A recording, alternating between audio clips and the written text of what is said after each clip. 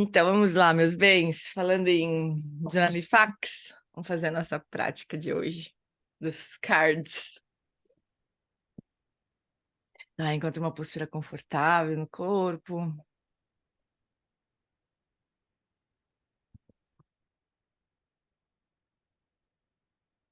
Toma consciência de todo o seu corpo, do seu corpo por inteiro.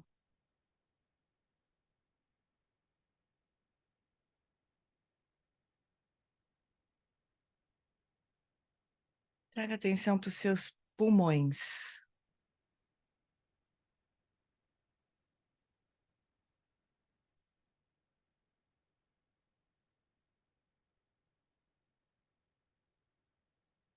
Sua próxima inspiração, sinta que os pulmões se preenchem suavemente com o ar.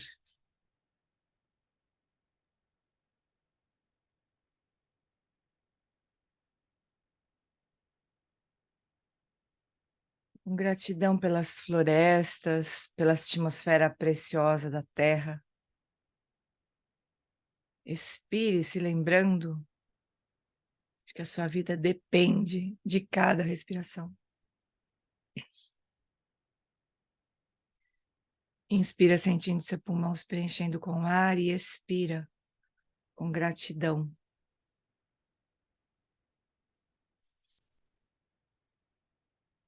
Lembre que a sua vida depende de cada respiração.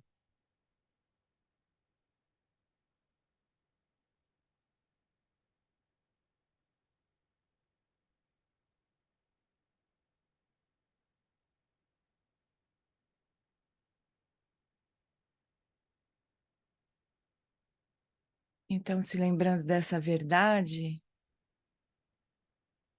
olhe para você mesmo profundamente e se pergunte: o que é importante para a minha vida agora?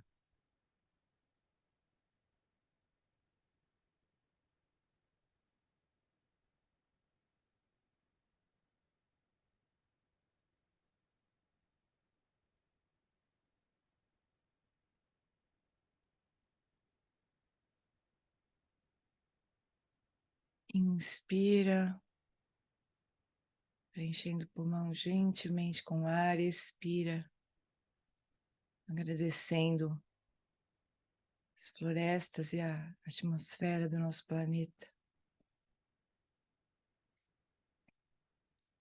Deixa essa questão parar no seu coração. O que é importante para a minha vida agora?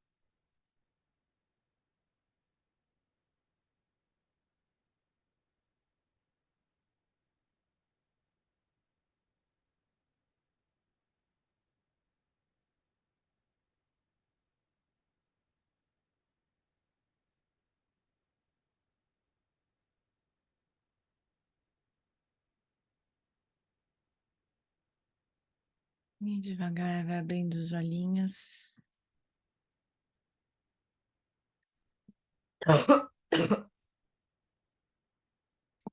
Conectando com esse nosso jardim de rosas e de rosos. De rosas e de roso, né, Ed? Nossa, que mulherada. Deixa eu ver. Que mulherada. De cravos. Rosas e cravos, boa. Nossa, que mulherada. Bendito sois eu entre as mulheres. Bendito sois eu. Bendito sois euzinho. A Ana falou que a Pema Chodron tem uns cartões de meditação também. Acho que é sobre o... Inclusive, acho, se eu não me engano, que é sobre os treinamentos da mente em 7 pontos, né? Não sei bem. Tem em português, vocês sabem? Não, né? O dela vi sobre compaixão. É em inglês. Inglês. É bonito, né, essas coisas. Ai, ai. Então tá, meus bens. Tudo bem aí com vocês? Vamos olhar o livro na lama? Vamos lá. Oi, Ludi. A Ludi agora ela se identifica, ela não é mais usuário do Zoom. Vamos lá. Ela querendo se soltar da identidade, eu enchendo o saco dela. Se identifica, bota o seu nome. Isso atrapalha o caminho da outra. Então vamos lá, fofuras. Ué, cadê? Ah, tá aqui. Então a gente está nesse capítulo 9, tão grandes quanto o nosso mundo.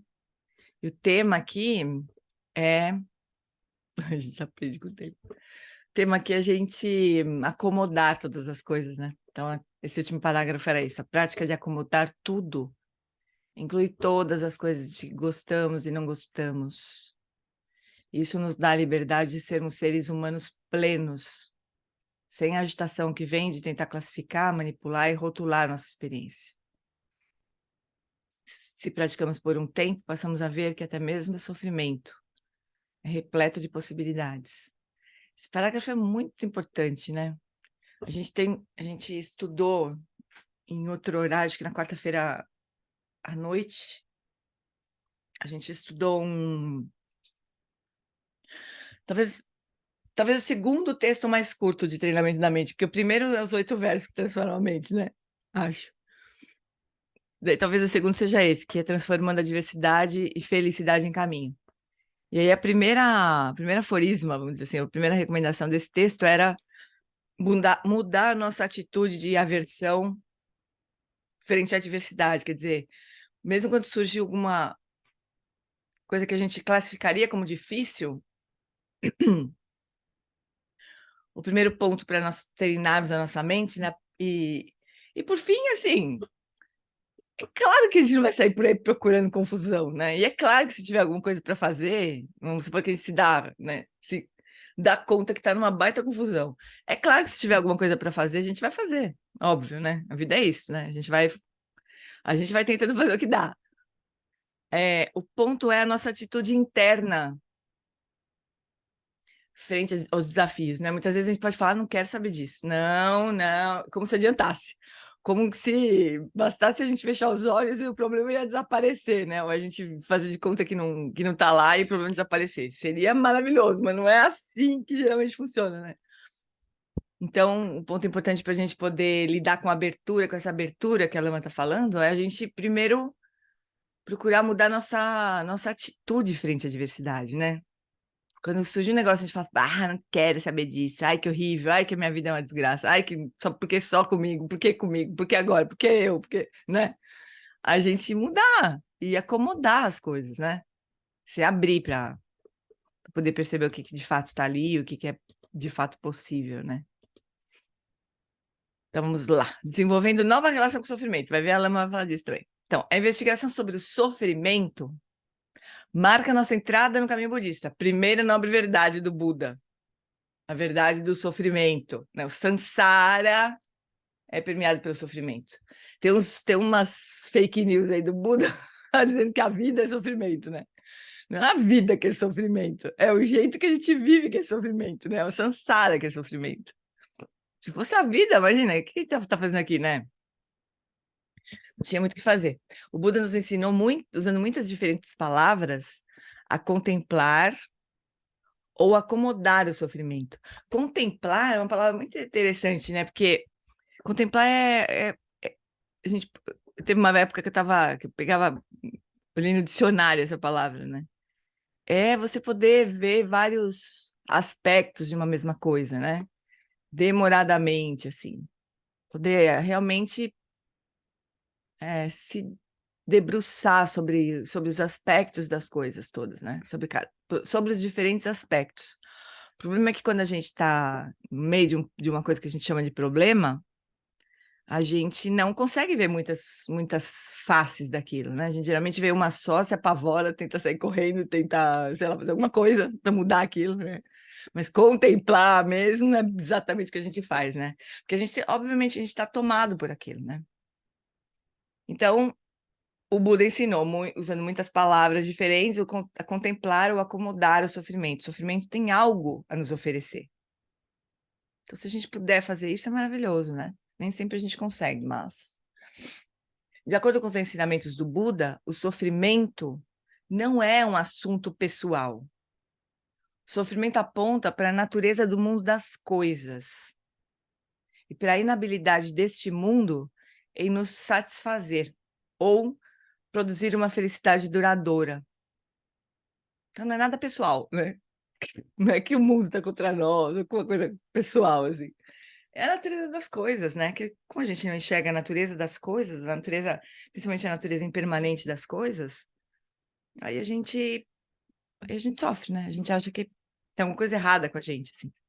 Mas como diz a Christine Neff, a gente quando veio para esse mundo aqui, a gente não assinou um contrato escrito sua vida vai ser perfeita, vai dar tudo certo, né? Não estava escrito nesse contrato. Então, a gente nem tem direito de reclamar, porque não estava escrito, não estava, né, previsto no contrato. Então, as coisas não nos satisfazem, né? Não preenchem o nosso anseio mais profundo, né? Nada neste mundo das coisas preenche esse desejo mais profundo de felicidade, né? Isso é uma das características, faz parte da natureza das coisas, serem permanentes, né? Não produzirem uma felicidade duradoura. São os que a gente chama de 3 selos. O primeiro é a impermanência, o segundo é realmente as coisas não produzem a felicidade duradoura, não são fonte de felicidade, nada é fonte de felicidade, nem as pessoas que a gente mais ama são fontes de felicidade. Porque, no mínimo, porque elas uma hora acabam, ou elas ou nós. Então, elas não têm como ser fontes duradouras de felicidade, né? Felizes para sempre, assim. E a terceira ponto é não existir uma essência independente, né? Em nenhuma das coisas, os 3 selos. Mas vamos lá. A Lama já falou bastante sobre a coisa da interdependência, né? Que tem a ver com essa ausência de uma essência independente. Se tudo é interdependente, nada é independente, né? E esse é o ponto, é o terceiro selo. Então, a Ajahn Sumedho, da tradição da floresta, do budismo tailandês, os lamas da floresta, escreveu um lindo livro sobre as 4 nobres verdades do Buda, sendo a primeira delas a verdade do sofrimento. Ele descreve o mundo sensorial como uma experiência sensitiva na qual somos continuamente expostos ao prazer, à dor e ao dualismo da condição humana. É assim que é o resultado do nascimento. Ele diz que quando aceitamos essa verdade em nossa consciência, isso não acontece pela perspectiva de que eu estou sofrendo, mas sim pela perspectiva de que o sofrimento existe. Isso é bonito, né, gente? Isso é tão bonito, porque o Shantideva também fala isso, né? O sofrimento não tem dono. Assim, faz parte da condição humana, né? Para nós, para o outro, para todo mundo que a gente conhece, né? O sofrimento existe, ponto. Faz parte da brincadeira, né? Faz parte do contrato. Tá aí, tava no contrato. A gente que não leu, tava em letrinha pequena, né? Mas estava no contrato. Na história da vida do Buda, há uma narrativa desconcertante que ilustra essa mudança de perspectiva. De eu estou sofrendo para o sofrimento existe. Um dia, uma mulher chamada Gotami aproximou-se do Buda segurando o corpo do filho, morto nos braços. E ela implorou ao Buda que trouxesse a criança de volta à vida. O Buda disse que poderia ajudá-la, mas que primeiro ela deveria fazer algo para ele. Pediu que ela trouxesse uma semente de mostarda, vinda de uma casa em sua vila, na qual ninguém tivesse morrido. A mulher seguiu a instrução do Buda, mas retornou de mãos vazias. Não havia nenhuma família na vila que não houvesse visto a morte. Mas no processo de buscar por isso, alguma coisa mudou em Gotami. Seu fracasso em conseguir uma mera semente de mostarda mostrou-lhe a universalidade do sofrimento.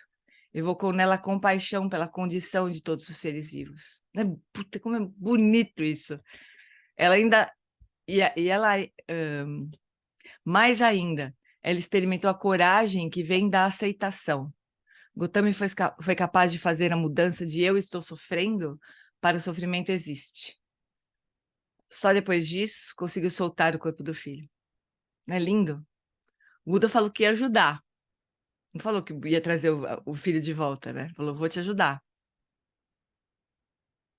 Né, como ela viu que o sofrimento existe, né? Ah, isso é muito bonito. Minha amiga Robin perdeu o filho quando ele estava prestes a se tornar um jovem adulto. Ela contou que depois de sua morte, passou a fazer parte de um grupo de apoio ao lado de outros pais que também haviam vivenciado a perda de um filho. Ao presenciar a tristeza dos demais, ela foi capaz de mudar de eu estou sofrendo para o sofrimento existe.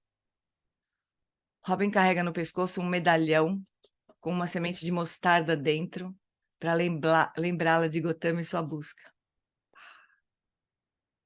A gente podia fazer um negócio desse, né? Um penduricalho aqui para uma correntinha com uma semente de mostarda para a gente se lembrar disso. Contemplando o sofrimento. Talvez a gente pudesse pensar, né, na nossa vida, o que a gente poderia colocar nessa caixinha do sofrimento existe, né? Do eu estou sofrendo para o sofrimento existe. Cada um de nós podia pensar nisso. Verdade, agora, tipo agora, assim, não é retórico isso aqui. A gente podia pensar que tipo de sofrimento que a gente agarra para nós, que a gente podia pensar nisso, né? O sofrimento existe.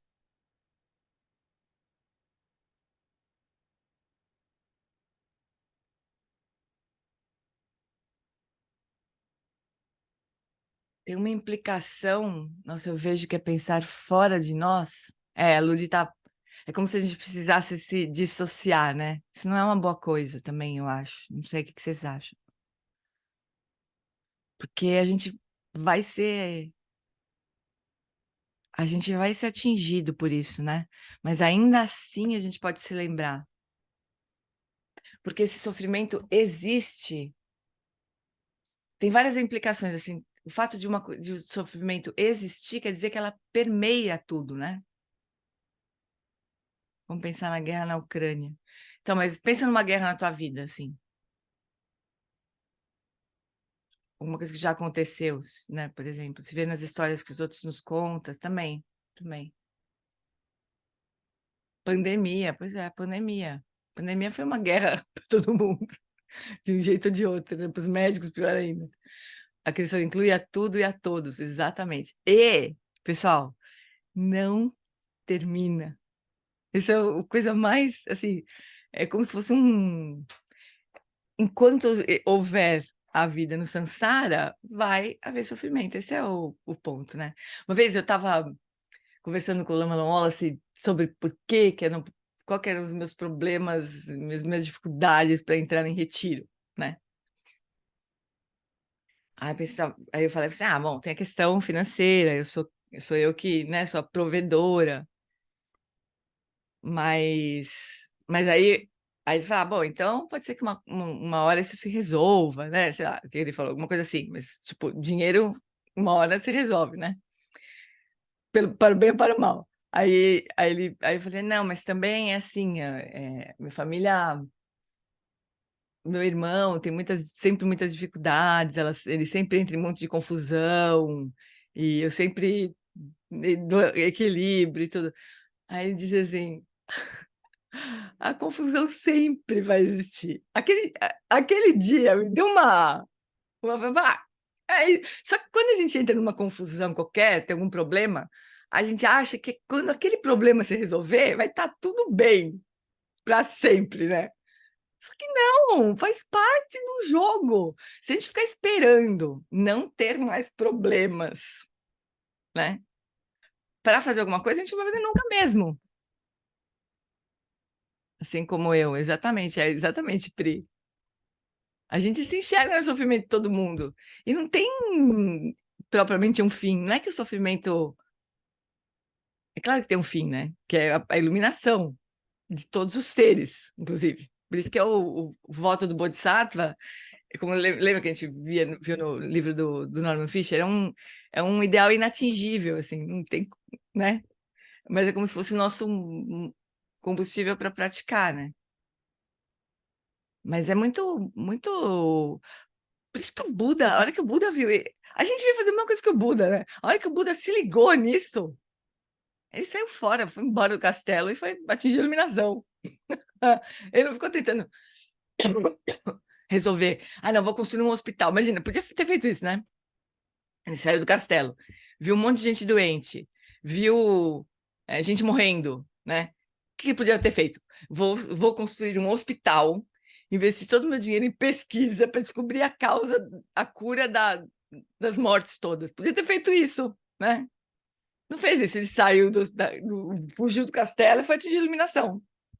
Isso deve ter alguma mensagem para nós, assim, né? Tipo, é enxugar gelo mesmo, né? Não que a gente não vá fazer todas essas coisas, né? Mas que é enxugar gelo é. Porque a fonte de sofrimento não está nessas coisas, né? A fonte do nosso sofrimento está na nossa mente. O que não é pouca coisa, muito, muito pelo contrário, né? Às vezes a gente fala assim, não, o sofrimento está na sua mente, a gente pode pensar, é psicológico, né? Mas não é isso que quer dizer nesse contexto, né? Muito pelo contrário. Então vamos lá, contemplando o sofrimento. Quando direcionamos nossas mentes para uma reflexão honesta sobre a natureza do sofrimento, o que acontece? Deparamos-nos com uma experiência de vida mais plena. O Buda sabia disto. E esta é a razão pela qual ele direcionou sua mente diretamente ao sofrimento, para a mesma coisa que a maioria de nós passa a vida tentando evitar. Com essa atitude, o Buda demonstrou para nós que contemplar o sofrimento, que significa admitir o sofrimento dentro da nossa experiência, reflete o espírito de bravura, de coragem, de que precisamos para despertar. O Buda chamou essa reflexão sobre o sofrimento de primeira nobre verdade. É importante compreender que o Buda chamou o sofrimento de verdade apenas com o objetivo de reconhecer que os seres vivos o experimentam. O sofrimento em si mesmo não possui uma realidade inerente. Essencialmente, como todas as coisas, o sofrimento surge e cessa em virtude da sua dependência de causas e condições. Essa é a definição de alguma coisa que não possui realidade inerente, né? Ou seja, alguma coisa que é vazia. Ela depende, por exemplo, de causas e condições. Por isso, ele não tem fronteiras identificáveis. É apenas... Peraí. O que é legal, Lud?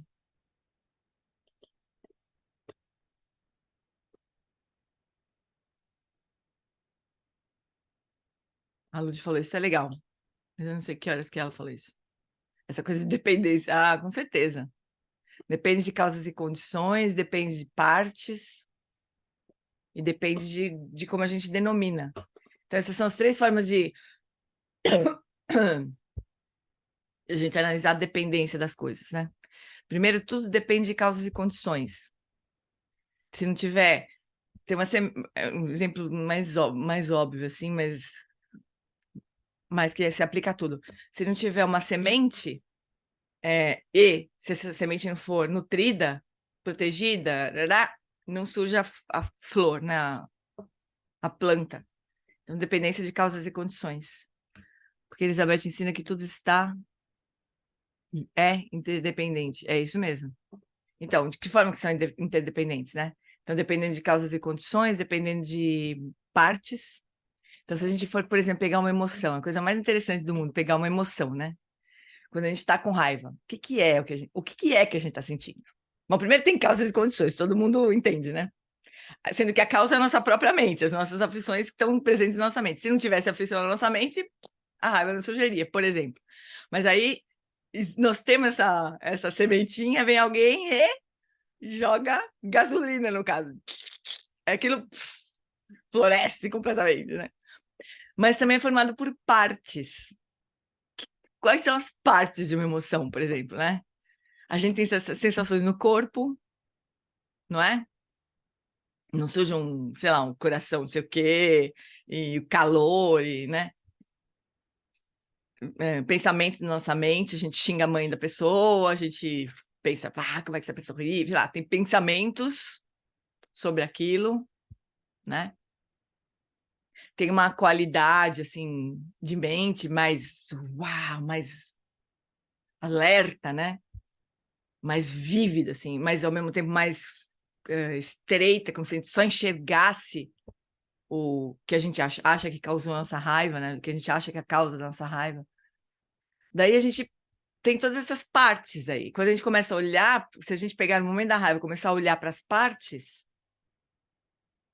a raiva mesmo, aquela coisa que tem um poder gigantesco, ela pode simplesmente perder. Tipo aqueles desenhos de monstro, sabe? Desenho de monstro, que aí o monstro, sei lá o que acontece, o monstro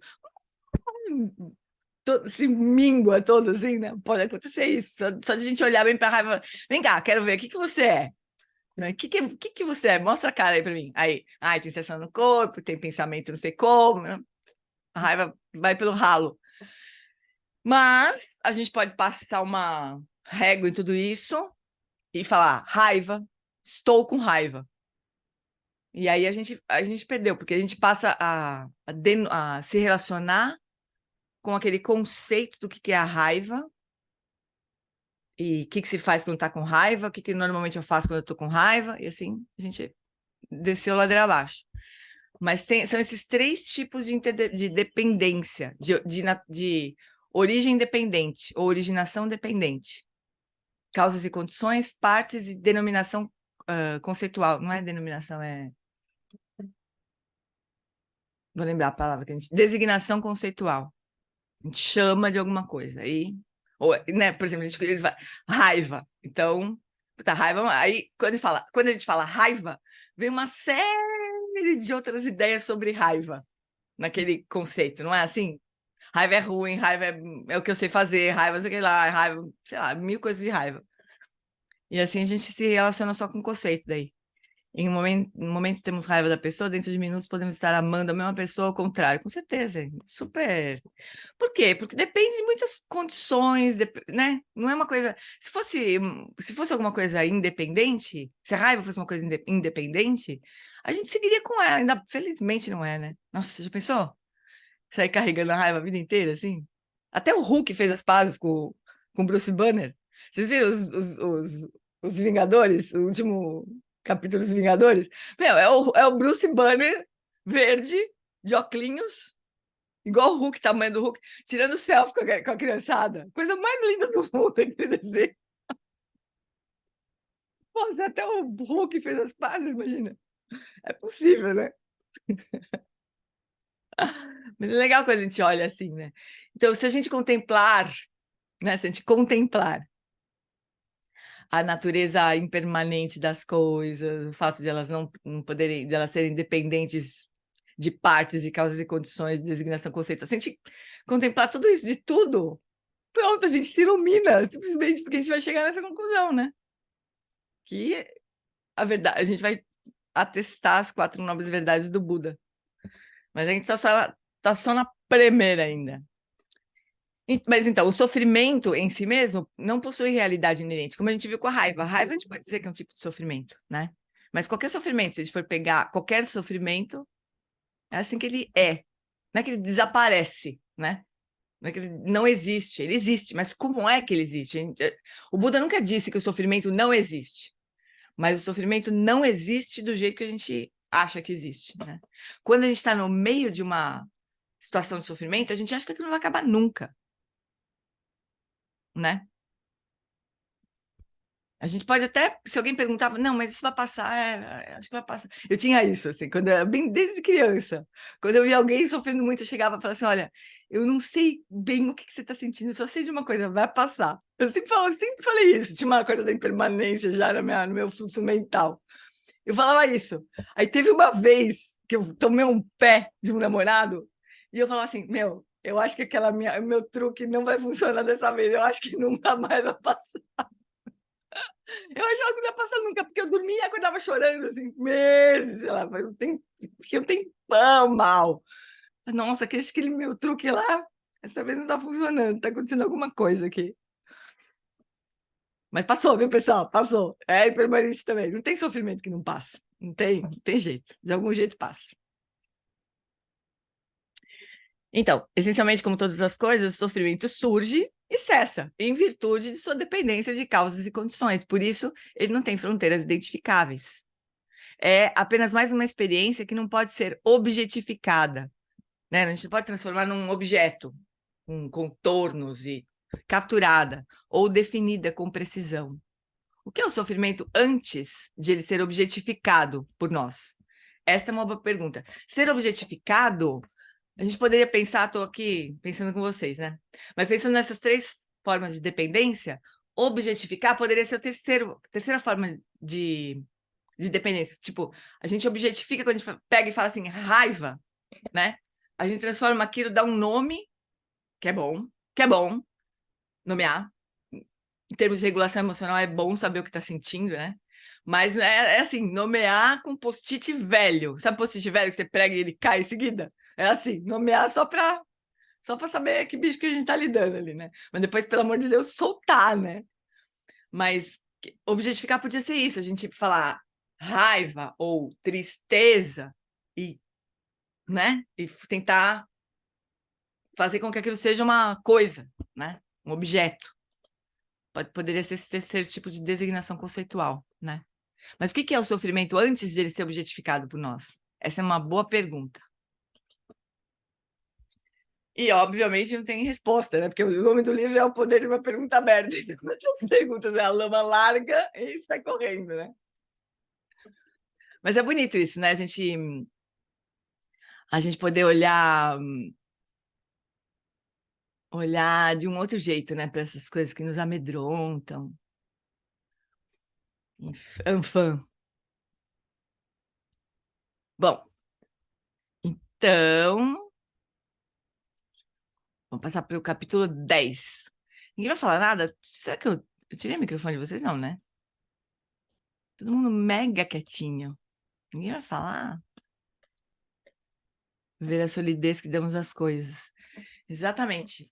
Mas a gente dá a solidez, para a gente poder tirar a solidez, tem muitos métodos para tirar a solidez, mas olhar essas coisas, por mais chato que pareça, às vezes, né? Às vezes esses ensinamentos de investigar a natureza das coisas, as práticas de Vipassana, às vezes são super chatas, porque são demoradas. E a gente fala assim, já sei a resposta, tipo assim, o corpo, ele é composto por partes. Todo mundo sabe disso, né? Cabeça não é o corpo, pescoço não é o corpo, e daí vai. O dedão, a unha do dedão, a ponta da unha do dedão. É uma chatice, porque vai, tipo, né? Como é que fala? Escaneando todo o corpo, falando essa parte não é corpo, essa parte é uma parte, essa parte tem o seu próprio nome. As práticas são assim.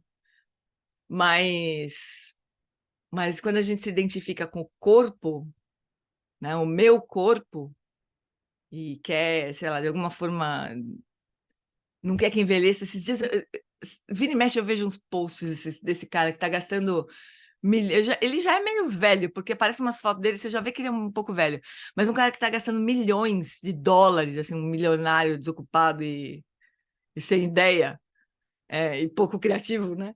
Gastando milhões para não ficar velho. Vocês já viram isso?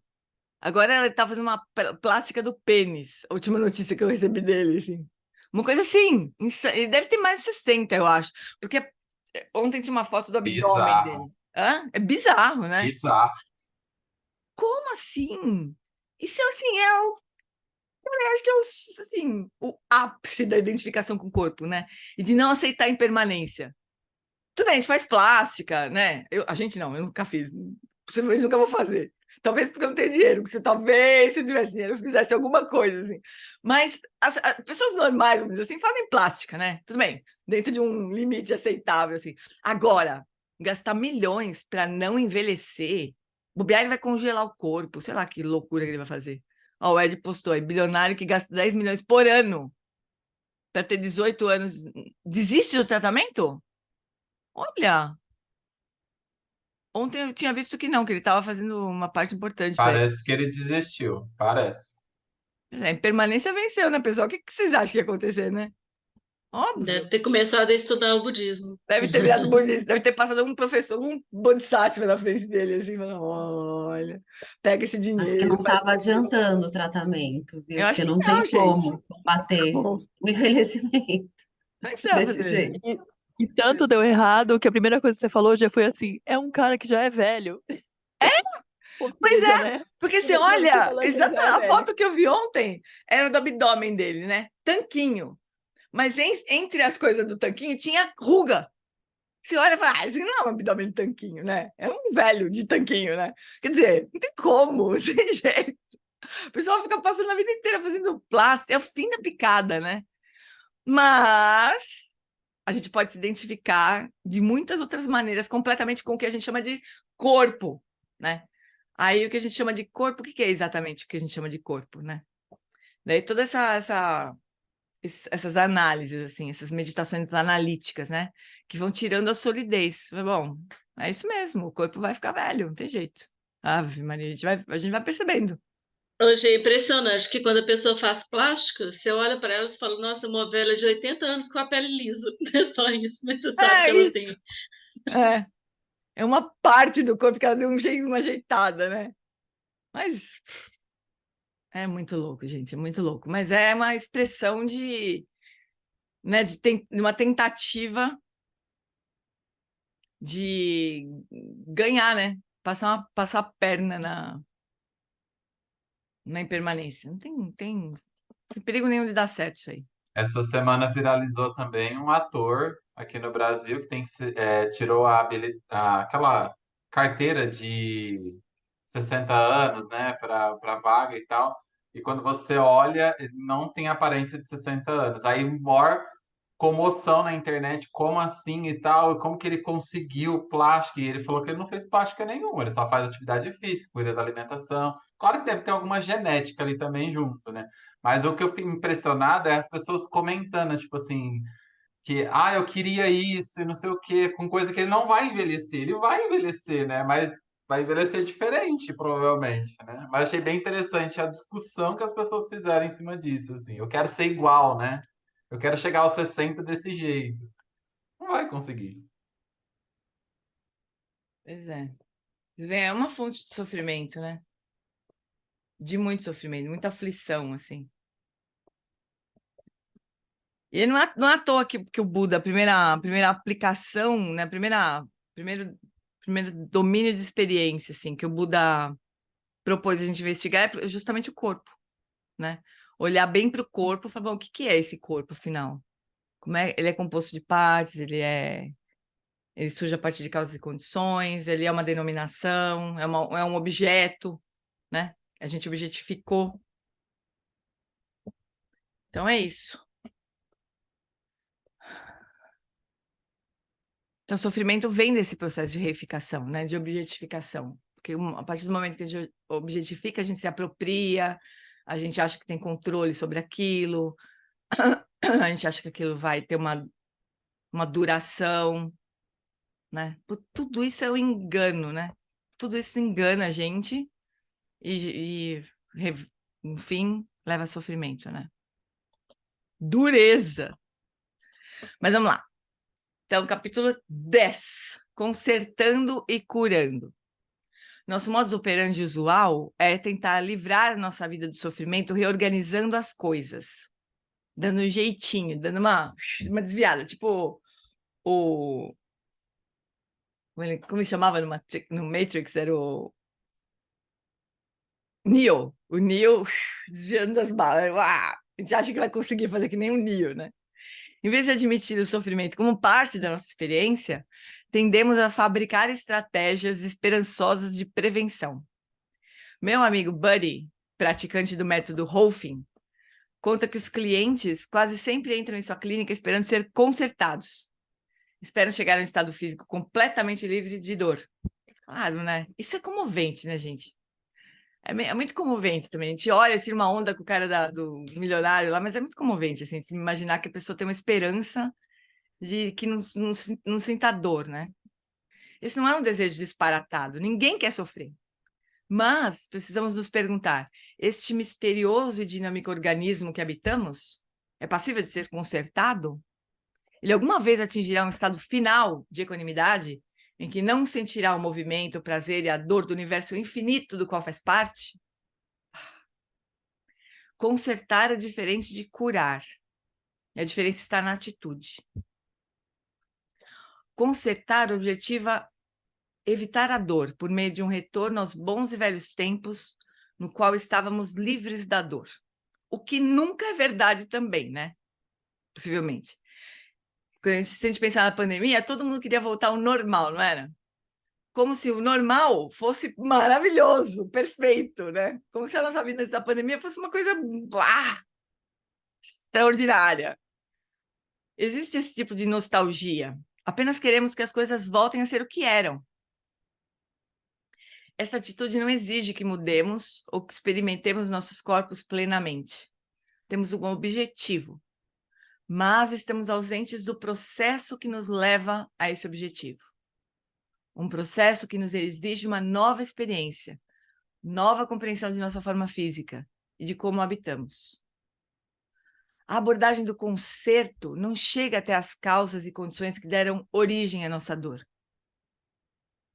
Ela simplesmente reorganiza a nossa confusão física de modo a nos oferecer pleno alívio, normalmente temporário, de uma sensação desagradável.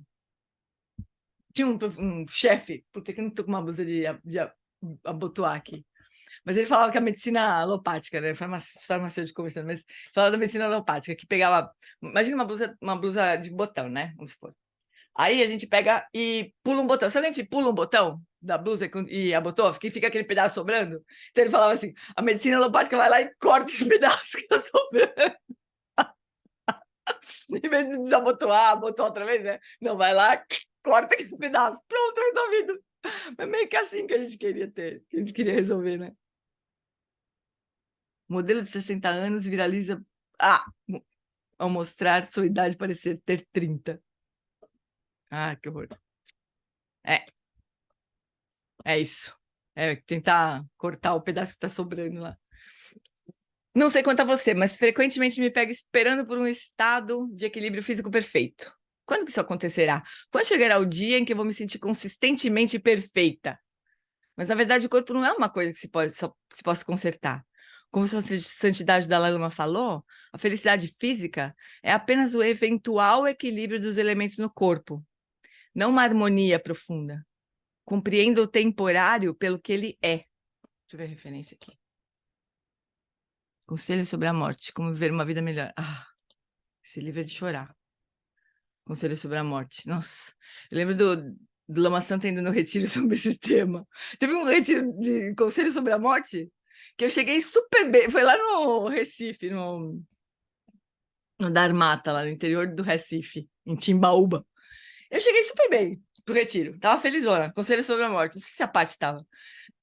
Aí, eu cheguei, tinha uma casona, né, antes do... Tinha acabado de consertar o templo, construir o templo, tinha uma casona e tal. Aí cheguei lá, aquela festa, a gente se encontrando e não sei o quê. Aí as meninas lá do Recife falaram assim, Gi, a gente reservou um quarto lá em cima para você. Eu já era tradutora da Nossa, aí via uma outra coisa assim. Reservou um quarto lá em cima para você e tal. Aí eu cheguei no meio da escada, eu travei, assim, meu joelho, ele quebrou, praticamente. Assim. Não conseguia andar. Tinha uma amiga nossa que era cadeirante. Ela falava assim, vou ter que emprestar minha cadeira para ela, vou ter que emprestar meu carregador para ela, que era um cara que carregava ela para cima e para baixo. E teve medo, não a cadeira, né? Porque a cadeira ela precisava. Mas o cara que carregava ela para cima e para baixo teve que me carregar para cima e para baixo, porque eu não andava. Simplesmente. Tamanho pavor que eu tinha naquele retiro. Como se meu corpo falasse, não, fica quieta, não vai, né? Impressionante e terrível mesmo o retiro, Conselho sobre a Morte. Lama usou justamente esse texto aí do Dalai Lama. Terrível. Então, compreendo o temporário pelo que ele é. O corpo é, na verdade, um organismo dinâmico e imprevisível, dependente de partes, de elementos, de todas as outras coisas do universo, um koan em si mesmo. Compreender isto leva à cura. Porque a cura não é o conserto, né? A cura é tipo o Buda mandando a mulher procurar uma semente de mostarda. O filho dela não voltou a viver, mas ela estava curada, porque ela entendeu a verdade, né, daquilo. Essa compreensão nos desafia a participar da revelação de nosso próprio mistério pessoal, em vez de esperarmos por um bom resultado final. Como é que nós podemos acolher as mudanças em nosso corpo para ajudá-lo a mover-se em direção ao bem-estar? Podemos até mesmo relaxar um pouco com a sensação física da dor. Ela é mesmo tão sólida quanto pensamos? Talvez as coisas não tenham de voltar a ser como eram. Talvez as coisas possam ser diferentes. Como seria se isso acontecesse? Temos de nos incluir... Não, pera. Temos de nos incluir por inteiro. Na verdade, temos de incluir o nosso mundo inteiro, juntamente com todas as sensações que talvez não queiramos, para que possamos nos curar. Então, toda aquela sensação física, né, da dor, que a gente pega e bota uma etiqueta de dor, né? O que é aquela sensação? De uma época que tinha muita enxaqueca, antes de eu entrar na menopausa. Eu tinha um chefe ginecologista que falava para mim, não vejo a hora de você entrar na menopausa. Quem que deu um chefe que fala isso, né? Mas eu tinha, era um ginecologista. E realmente, quando eu entrei na menopausa, acho que a enxaqueca desapareceu, né? Impressionante. Mas quando começava a dor, que era uma sensação de pressão na cabeça, né? A primeira sensação, assim. Eu já começava a chorar, porque eu já ficava desesperada. Eu vou ter 3 dias de cama e não vou conseguir fazer nada. Então, a gente adiciona coisas, né? A dor, especialmente dor que é crônica, assim. E claro que piorava tudo, né? Porque eu começava a chorar, aí sim que a cabeça doía mesmo, e putz, era realmente infernal, né? Fora a sensação de impotência, de ter que parar, sabe? Imagina uma pessoa que é ativa, né? Qualquer pessoa que é muito ativa e é obrigada a parar, aquilo é a morte, né? Sofrimento secundário, segunda flecha, exatamente. O sofrimento secundário. Então, ela tá falando disso. Eu tinha uma dor nas costas por anos, depois de ter me encontrado no amor com a minha irmã mais nova, essa dor desapareceu. Ah, que linda. Que linda. Pois é, porque a gente pode relaxar, né? Muito da dor, às vezes, vem da tensão, da resistência que a gente tem àquela dor, né? Mas ainda assim, tem muitas camadas. Essa é uma camada superficial ainda, né? O que ela tá falando é um pouco mais que isso, assim, a gente compreender que a dor, o sofrimento é parte do jogo. Como é que a gente faz para acomodar a dor mesmo, né? Dependendo das camadas. Porque a gente pode... Essa é uma super útil, né? Tirar essas camadas de sofrimento secundário, como a Pri lembrou. Mas tem uma hora que sobra alguma coisa ali, né? Não é nada. Não é um nada que a gente acrescenta um monte de coisa em cima. Tem uma experiência ali. Como é que é acolher essa experiência também? E relaxar nessa experiência. Isso é puxado, né? Mas muitas vezes, especialmente para quem tem dor crônica, não tem outro jeito. A pessoa vai ter que negociar com a dor mesmo, né? Parar de acrescentar coisas, mas ainda assim vai sobrar alguma coisa ali e que faz parte. É dureza, mas é isso aí. Oi, fala, Lu. Oi, bom dia todo mundo. Tudo bem, Gê? Uhum, tudo bem, fala, querida. Teve, numa das aulas que eu estava dando, a prática de Boy Scan, Uhum, uma das participantes, quando acaba, né, e foi tudo bem, como vocês se sentiram? A grande maioria gosta bastante, né? Acha relaxante, enfim, às vezes até adormece. Mas teve uma das meninas que falou assim, que ela nunca sentiu tanta dor durante uma prática. Eu falei, mas como que é isso? Ela falou, conforme você falava, sinta a sua cabeça, eu sentia minha cabeça doendo. Sinta o seu ombro, eu sentia que ele estava doendo. Eu falei, mas como que é isso? Ela falou, não, eu sinto muita dor no corpo, mas eu nunca paro para prestar atenção. E nossa. quando eu deitei para fazer a prática, eu senti uma dor intensa no corpo inteiro. Eu falei, nossa, Gê, eu fiquei tão espantada, né, assim, da pessoa não ter a consciência e não relaxar um segundo para sentir o corpo, né? Isso é muito assustador, né? Nenhuma relação com o corpo tão doído que é, né? Tem uma questão de médica mesmo, né? Uma questão médica, o que pode ser tratado mesmo aí, né? E muitas coisas, eu já vi isso muitas vezes acontecer, a pessoa nunca fez prática de meditação, né? Nunca fez prática de relaxamento, nem chega a ser meditação, de relaxamento. Aí vai relaxando o corpo conscientemente, e aí as dores vão aparecendo. Mas não é porque ela está meditando, é porque ela está soltando uma tensão que protegia da dor, né? Aí começa a doer, aí relaxa aquele músculo, que dor, porque ela passou um tempão contraindo alguma coisa para proteger da dor, né? Isso é muito difícil, né? A gente não tem jeito, a gente precisa. Pessoas com dores podem fugir da dor se ocupando excessivamente a fazer práticas assim, são obrigadas a lidar com a dor. É isso mesmo. Tem uma hora que a pessoa precisa olhar para aquilo, não adianta, não tem como fugir, vai precisar olhar. E daí tem muitas formas, muitas coisas que podem ser feitas, né? Desde tratamentos médicos, fisioterápicos e tudo mais, até essa reflexão toda que a gente está fazendo. Mas é difícil para uma pessoa que nunca. É melhor aprender a nadar antes de cair no mar. Esse que é o ponto, né? Porque é difícil uma pessoa que nunca olhou para esses temas que a gente está conversando aqui, né? E de repente começa a sentir dor, aí fala assim, vem cá, eu vou te dar um livro, vai falar para você ver que a dor é construída. A pessoa não vai conseguir escutar que a dor é construída, né? Muito difícil, muito mais difícil, né?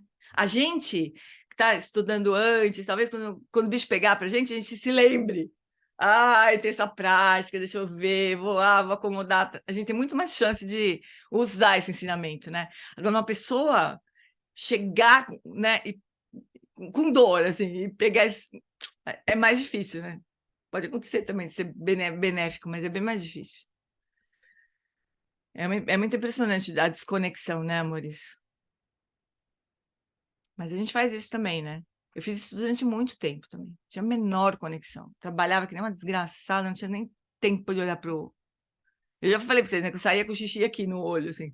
Quando o nível do xixi chegava aqui, aí eu ia fazer xixi. Antes disso eu não percebia. Ia segurando, imagina. É muito louca a nossa desconexão. Benzinhos, vamos. Deixa eu ver uma coisa. Vamos tentar. Deixa eu ver. Vamos tentar ir mais um pouquinho aqui. Até onde que a gente chega. Bom, então.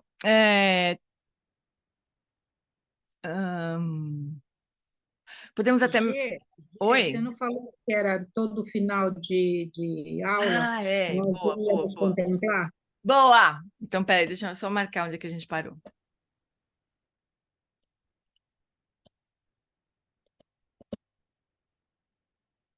Boa, Carmen. Então, isso. Então, esse tema de acomodar o sofrimento, transformar o eu estou sofrendo em o sofrimento existe, né? Esse é o tema desse nosso trecho que a gente leu hoje. Então, vamos fazer isso, vamos deixar tudo isso assentar no nosso coração, só com uns minutinhos de silêncio.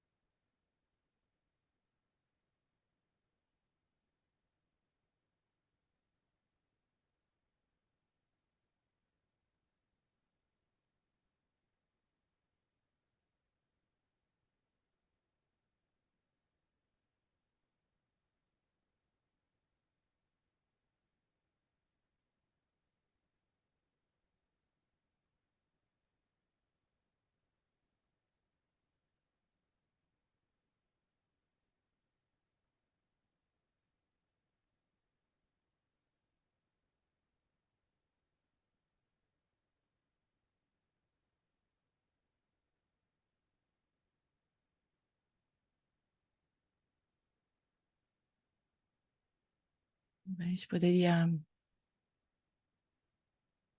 dedicar qualquer compreensão que a gente tenha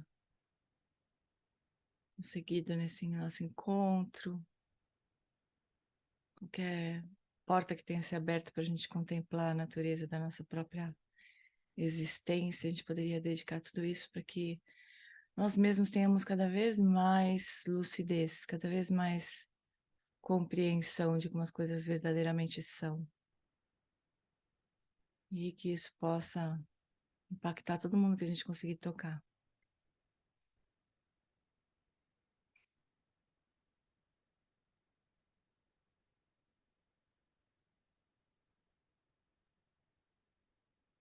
Então, a gente encerra, se despede. Quarta-feira que vem, eu e a Carolzinha vamos contar para vocês como é que foi o Grace. Né, Carol? Nossa, que top! Que top! Se der, se eu sentir que Nossa. dá para fazer isso, depois que a gente voltar, assim, eu vou traduzir as sessões. Vamos ver se dá.